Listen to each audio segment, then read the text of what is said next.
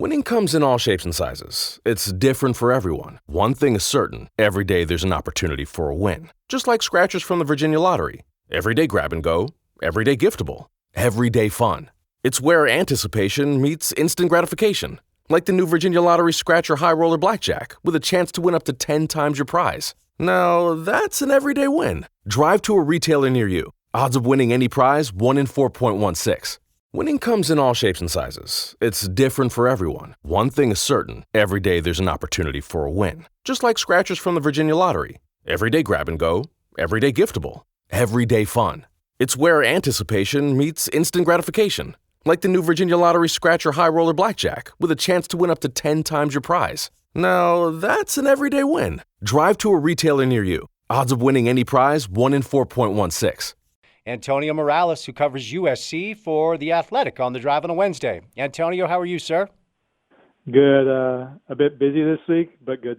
Fair enough. So let's get right to it. I always felt like Clay Helton was kind of an awkward fit at USC, but I also thought he got a bad rap. I mean, I think I saw yesterday that he won more games than anyone in USC history over the first couple of years. I mean, he won a Pac-12 championship, but I know the standards there are different. They're used to competing not just for Pac-12 championships, but also something bigger on a larger scale. So before we get to potential replacements, what do you make of the news that Clay Helton is now officially out of USC? I don't think it came as a surprise at all. I think some people were surprised by the timing 2 games into the season, but I think it was more so that was taken into account than that. It wasn't just like, hey, he lost to Stanford, he has to go now. It was last year, I think everybody thought was their year to win the Pac-12. They brought back a lot of talent, a lot of experience, and they were just underwhelming through a lot of those games. They needed a miracle to beat Arizona State. They needed a last-minute drive to beat a really, really bad Arizona team. They were down by 18 in the second half against UCLA and needed a great comeback to win that one. And then the Pac-12 title game was at home, and they're playing the Oregon team that was okay, but it's not like it's this year's Oregon team. It was so-so last year, and USC came out flat. They were sloppy, and they didn't look like they had a ton of energy to start that game. They lost the Pac-12 title game at home. So I think that left a bad taste in a lot of people's mouths. And even though Clay went 5-1, so I think this year the expectation was we've given you these resources. If you the administration talking to Clay Helton, we've given you these resources. We want to see the on-field product get better. And through 2 games, they looked underwhelming. The defense looked good against San Jose State, but the offense looked really sluggish. And then last week, the offense didn't look great again, and the defense was so-so, and the team looked kind of lifeless in the second half of the game, and thousands of people left the Coliseum at the end of the third quarter, so there's thousands of empty seats in the fourth quarter, and USC was down by 29 points. Clay Helton was getting booed. It just wasn't a good look all around, so I think they took all that into account, and that's what led to Monday's decision.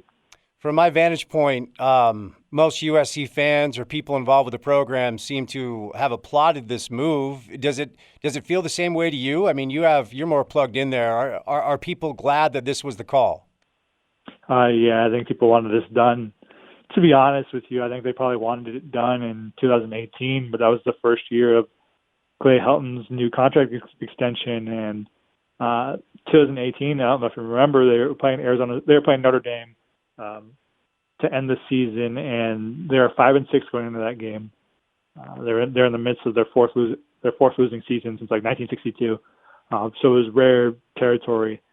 And before in pregame, the fans had financed a plane that flew a banner that said "Fire Clay Helton." This was 3 years ago, so he had lost the fan base a long time ago. And 2019, they were a little better, but still not as good as they want to be as a fan base. And he just wasn't meeting expectations. And I think last year he had the chance to win the Pac-12, and maybe that would have cooled some things off a little bit when it came to the hot seat talk. But he underwhelmed in that game, so the fans still weren't supportive. So let's go down the list of guys that are being talked about as potential replacements, and I do want to start with Urban Meyer. Urban was here for a couple of years, and so we We know what it means when Urban gives you his word that he's not leaving somewhere. It means nothing. He told everyone he would never leave Salt Lake. He didn't want to leave the University of Utah. Then took the job at Florida, told everyone he was a Florida lifer. Took the job at Ohio State, told everyone at Ohio State this was his last stop. And now he's in Jacksonville, and he was asked today, and he said no chance. I don't think that means anything.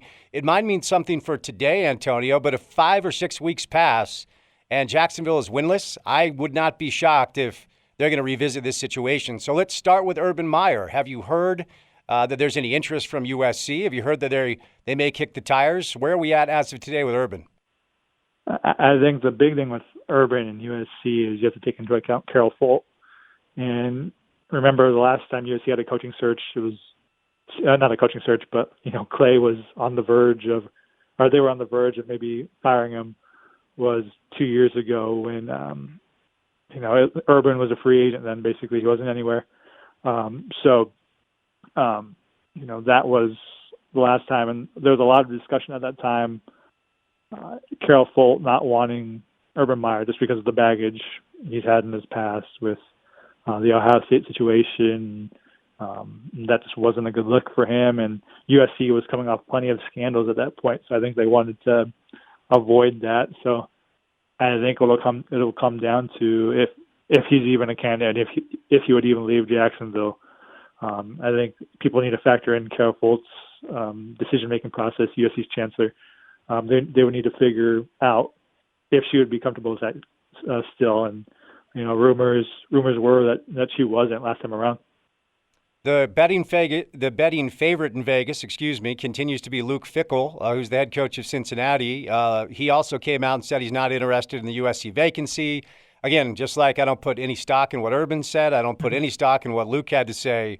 Obviously, he and Mike Bohn have a relationship. What do you make of the guy that Vegas likes to be the next head coach at USC, Luke Fickell? That's a logical candidate. I think he would be a good fit. If I was USC, I think I would target Matt Campbell first. I still think there's some on my end. I'd be weary of the AAC coach making the big jump. We've seen a lot of guys do it, a lot of guys fail. Tom Herman, Scott Frost, Mike Norvell just lost to an FCS school at Florida State, and it's looking like it's going to take a while to turn that thing around. And there's other names. So, that's something I'd be wary of, even though I think he's done a really, really good job at Cincinnati. But I'm sure USC would take him as their head coach, definitely.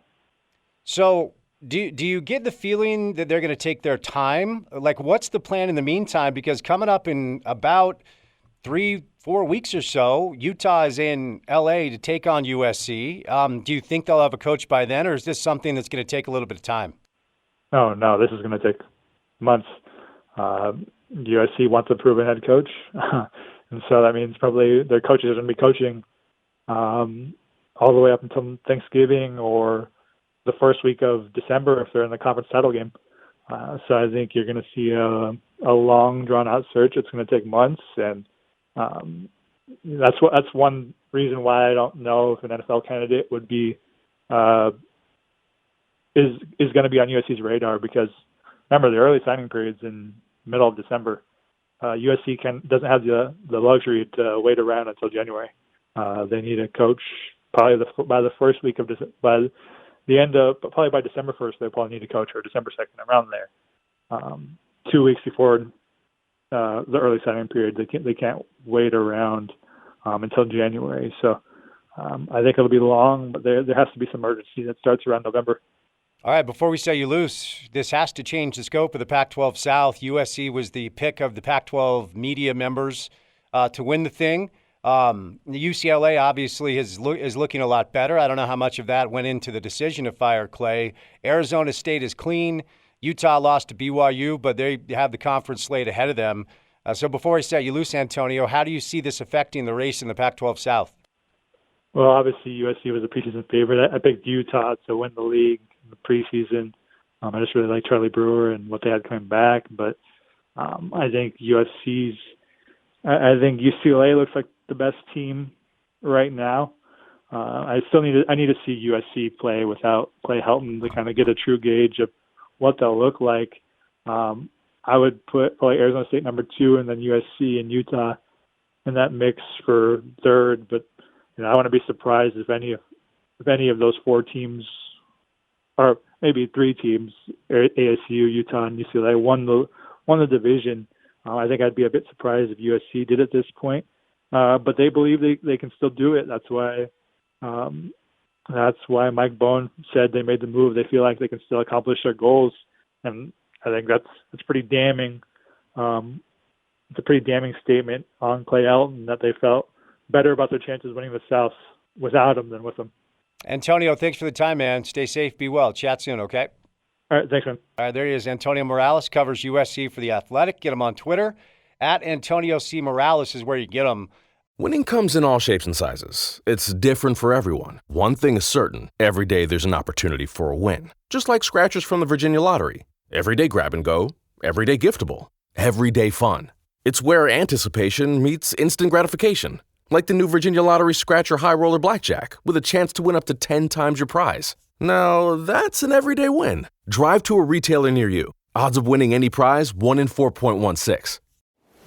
Life gets a lot more magical when you dream. So let's dream of a vacation unlike any other.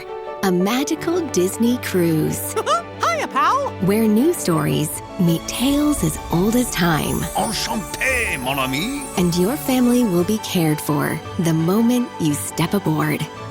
Sail from Florida to Disney's private island paradise and get ready for a dream come true with Disney Cruise Line.